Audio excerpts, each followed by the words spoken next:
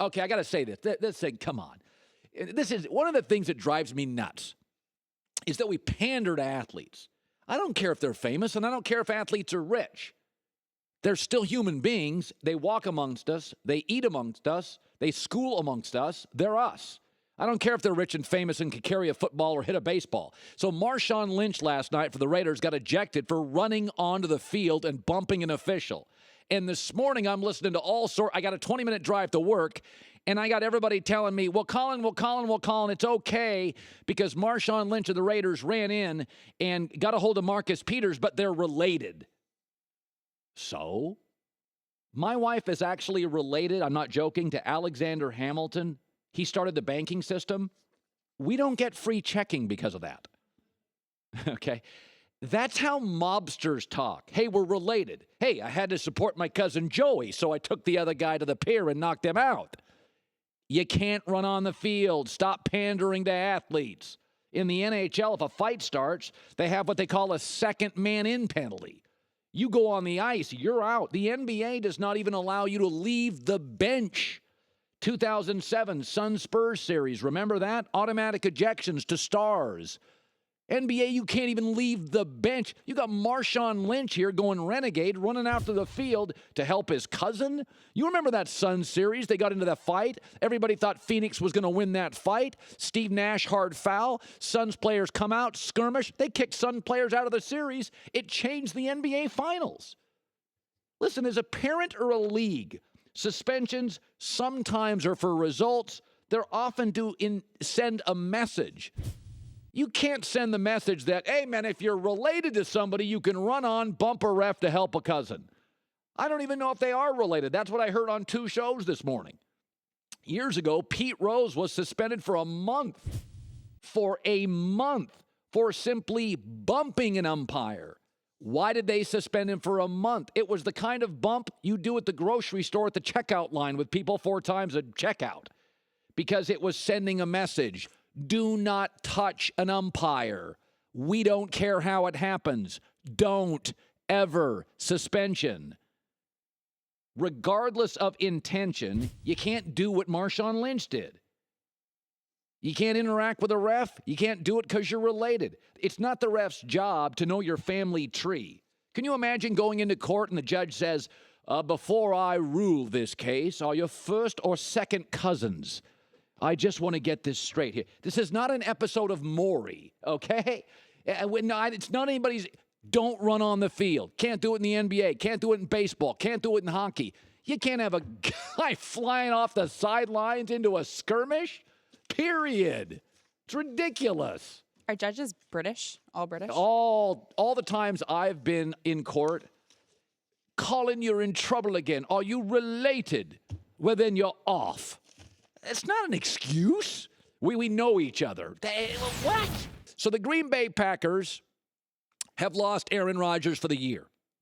Now, dating back to 2000, 17 years, 9 teams have been forced to play 5 or more games having lost an MVP-level quarterback.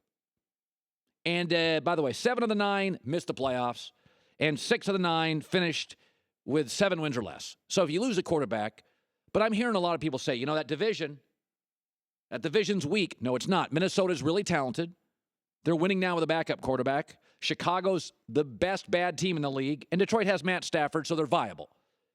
The other thing to remember, 6 of the 10 remaining games for the Packers, they will have a significantly inferior quarterback. Breeze, Stafford, Big Ben, Jameis Winston, Cam Newton, Matt Stafford. 2 of the other 4, they'll face a defense, Minnesota, Baltimore, much better than theirs. I do not think they have a top 6 roster in the NFC. Eagles, Vikings, Panthers, Rams, Seahawks, Saints, and Atlanta are better. Maybe Dallas. But here's the other thing that sometimes we just forget Green Bay. There are 2 things that elevate Green Bay. Aaron Rodgers is the obvious one, and the second is Lambeau Field. It is the only NFL stadium with a college feel. You're on top. It's a loud, bratwurst, beer crowd. It is a college-like energy. It's not an old 65-year-old guy New York Giants crowd. It's not a half-filled stadium, Jacksonville. It is loaded, 75, loud. They live for the team. It's like going to a Bama or an Auburn game. Think about this. This is not a roster that's traveled well with Aaron Rodgers. On the road, as a Packer, I counted this morning, Aaron Rodgers' road record is 38-36. That is with Aaron Rodgers. Road record, 38-36. You take out Lambeau and you take out Aaron Rodgers, this is not a roster that travels well. So, we all know that Aaron Rodgers is great. Sometimes I think we forget, A, how great he is and how important playing at home is for this team. It is a college Southern atmosphere. It's playing at the Horseshoe in Ohio State. And so I think they'll scrap around. I actually think against the Saints, nobody has any video on Brett Hundley. They don't have any film on him, really. So you don't know what you get. McCarthy's a good coach. I actually think the best the Packers will look will be this Sunday. This will be as good as they look. Nobody's got video on Hundley. There's going to be an element of surprise. The Saints generally don't play as well up north as they do in the Dome or in the South. So, and I like Brett. No Brett, like him, rooting for him.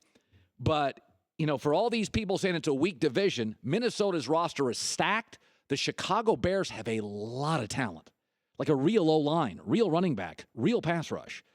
And Detroit's got Stafford, so you can get in shootouts with Matt Stafford. I do not think this is a playoff team. It's just remarkable. When you look up their record with Aaron Rodgers on the road, Green Bay's a 500 football team with Aaron Rodgers. New England's not with Brady. Colts weren't with Peyton. Packers weren't with Brett. I don't think they were with Brett Favre. Denver wasn't with John Elway. Can I talk about Cam Newton for a second? Talk about celebrations. We all know that in baseball, you need a catcher to be kind of smart. He's got to be even-tempered. He's a catcher. He's got to deal with a lot of different elements in baseball. He can set up the defense. He's calling the game. I need my catcher in baseball. Talks to the umpire, communicates with everybody, looking over at the manager. Need my catcher to be smart. We know in quarterback, I call it quarterbackial. I need an even temperament from my quarterback. You're calling the plays. You're communicating during a game. I can't have you throwing temper tantrums. You are literally live miking it during a game. Not all players are even. Not all responsibilities are. I've always said I am really tough on quarterbacks and I'm really tough on point guards. Point guards and quarterbacks are calling the plays. I could give a rip. People always say you're tough on Cam Newton because he's inconsistent emotionally. He's inconsistent physically. He's hot, he's cold. He's prepared, he looks unprepared. He's refined, he looks unrefined. He's moody, I don't like his personality, I like his talent.